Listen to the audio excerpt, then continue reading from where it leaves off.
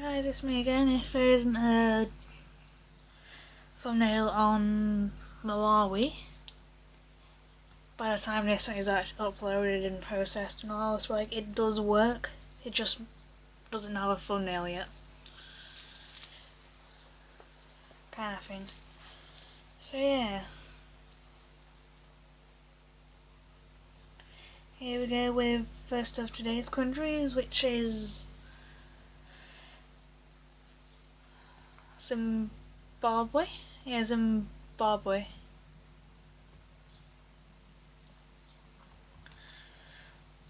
Yeah.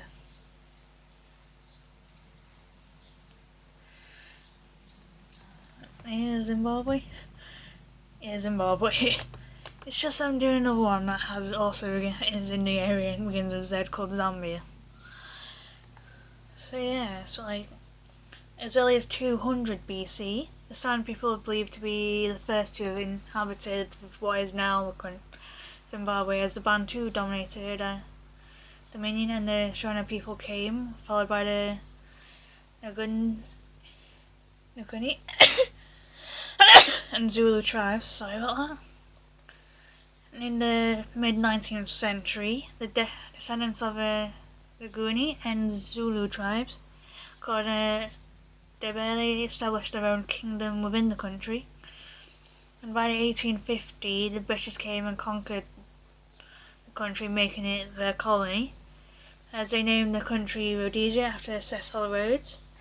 And the British South Africa Company soon arrived and became Southern Rhodesia. And in 1923, European settlers of the country voted to become a self-governing colony of the British. However, in 1963, after World War II, Northern Rhodesia, what is now Zambia, and Nyasaland, now Malawi, voted for independence, while Southern Rhodesia chose to remain a colony. And after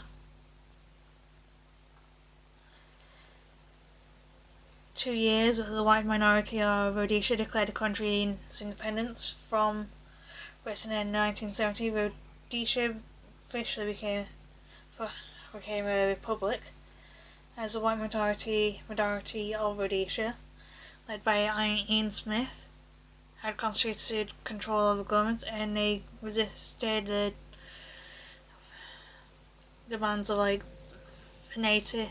those more native to Rhodesia, which led to chaos and war, as in 1978 the white minority agreed to transfer power to the black majority, though Smith will still act as the country's prime minister to begin with.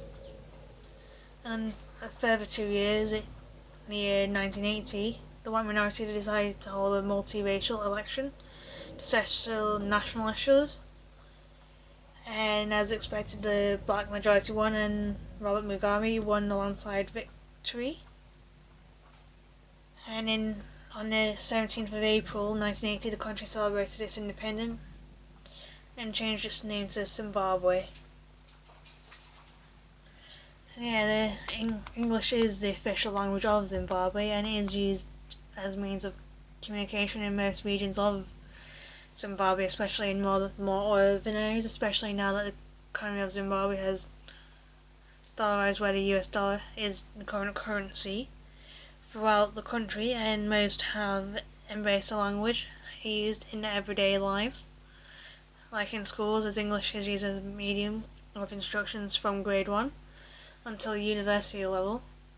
However, in rural areas where English language has not yet developed in the cultures, the medium of instruction in the schools is from grades 1 to 2, is kind of like their own language. While in grade 3, the students are taught through the native languages and are taught English using them. From then, English remains primary medium of instructions, although native languages are taught as a subject. Aside from English, Zimbabwe is also speak the Shona and Ndebele languages, as Shona language is spoken by about 10 million people in Zimbabwe, as most of them are having as their native language. That's the first language.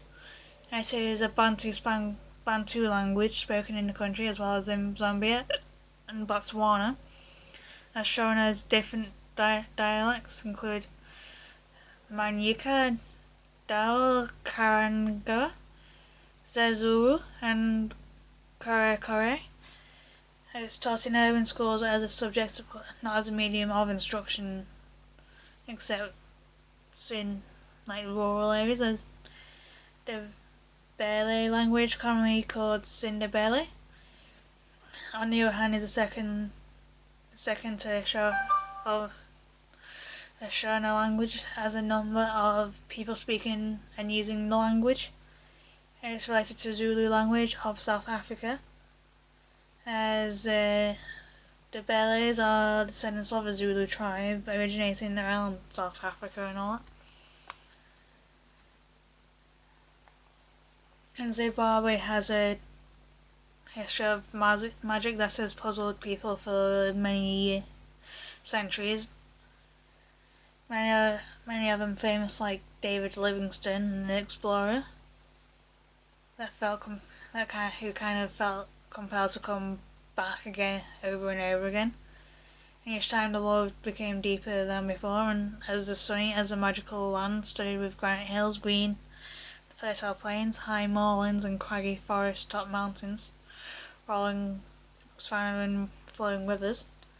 As people from Zimbabwe seem to be from kind of a bygone area, an area that sometimes rains fall. A simpler life, yet a bigger life, and not engrossed in with half of what many of us have. As there's also many fables to go with that, like the legendary land of Afir, the ancient country enriches the kings of Hiram, Solomon, and Sheba, the gold and ivory thousands of years ago, certainly in the 1st century millennium AD, long before Livingstone discovered Zimbabwe, came across Zimbabwe. The Zambezi was a highway for Arab trade in light of the Portuguese. Like him, the traders discovered a land blessed with an idyllic climate kind of thing, and yeah, that is the Zimbabwe for you. And yeah, bye for now, I'll see you very shortly.